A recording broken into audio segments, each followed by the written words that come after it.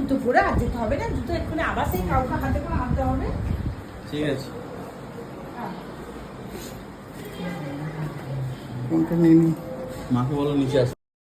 তোমরা আমাকে অনেকেই বলেছিলে ওটি এক্সপিরিয়েন্সটা শেয়ার করো। আমি বলেছিলাম সময় হলে সব আস্তে আস্তে শেয়ার করব। আজ তোমাদের সঙ্গে সেই ওটি এক্সপিরিয়েন্সটা শেয়ার করতে চলেছি। ওটি এক্সপিরিয়েন্স তো আমার কাছে কি বলবো, ভীষণ ভয়ানক ছিল।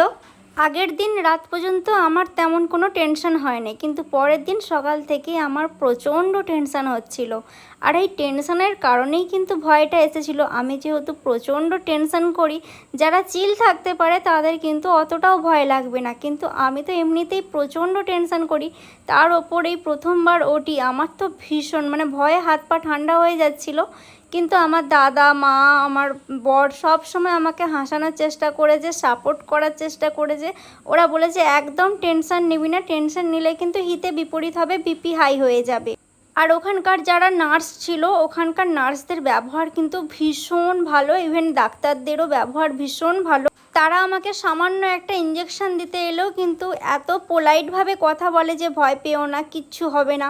আমার ভীষণ ভালো লাগে এইসব ব্যাপার। এবার আমাকে ওটির জন্য ওটি রুমে নিয়ে যাওয়া হচ্ছে। ওটির ড্রেস পরিয়ে দিয়েছে, চুল বাঁধা হয়ে গেছে। আমার তো বুকের ভেতরটা ভীষণ ভয় করছিল, একদম ঢিপঢিপ করছিল, কি বলবো। আমি লিফটে করে আসছিলাম আর এখানে আমার শ্বশুরমশাই, আমার দাদা, আমার হাজব্যান্ড সবাই অপেক্ষা করছিল। আমার সাথে আমার মা আসছিল, আর একজন নার্স আসছিল, আর একজন আয়া। ওটি রুমে আমার ভীষণ টেনশন হচ্ছিল, ভয়ে হাত পা ঠান্ডা হয়ে গেছিলো এবং বিপি হাই হয়ে গেছিলো।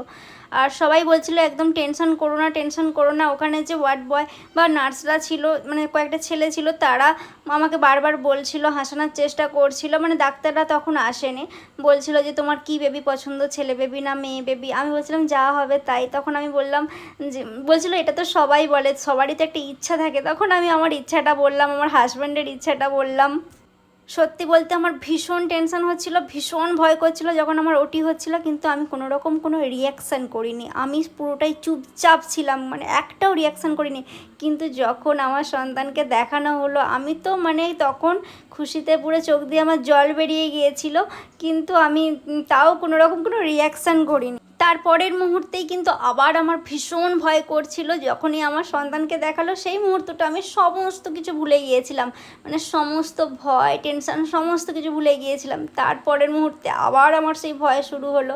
তোমাদেরও আশা করছি সেটাই হয়েছে, বা অনেকে যারা চিল থাকতে পারে তাদের এসব কিছুই মনে হবে না। আমার পাশেই যখন আরেকজনের রুটি হচ্ছিল, সে কিন্তু প্রচণ্ড মানে রিয়্যাক্ট করছিল, আমি সেটা শুনতে পাচ্ছিলাম। ভয় আমারও করছিল, কিন্তু আমি কোনো রকম কোনো রিয়্যাক্ট করিনি। আমার প্রচণ্ড গলা শুকিয়ে গিয়েছিলো, আমি শুধু একটু জল চেয়েছিলাম। আমি জানি ওটা কোনো জল দেয়নি, ওটা একটা কিছু একটা তরল লিকুইড টাইপের দিয়েছিল, আমি সেটা বুঝতে পেরেছিলাম ওটা জল না। কিন্তু তাও ক্ষণিকের জন্য হলেও আমার যেন একটু গলাটা ভিজেছিল, প্রচণ্ড মানে তেষ্টা পাচ্ছিল, প্রচণ্ড তৃষ্ণা পাচ্ছিল, কিন্তু ওরা কোনো রকম কোনো জল দেয়নি, আর ওটা দেওয়াও উচিত না। আমার শুধু মনে হচ্ছিল কখন ওটি রুম থেকে বেরিয়ে আমি আমার পরিবারকে দেখতে পাবো, আমার বর, আমার মা, আমার দাদা। আমি তো আমার ওটি এক্সপিরিয়েন্সটা তোমাদের সাথে শেয়ার করলাম। তোমাদের ওটি এক্সপিরিয়েন্স কেমন ছিল সেটাও কিন্তু কমেন্ট করে জানিও। টাটা।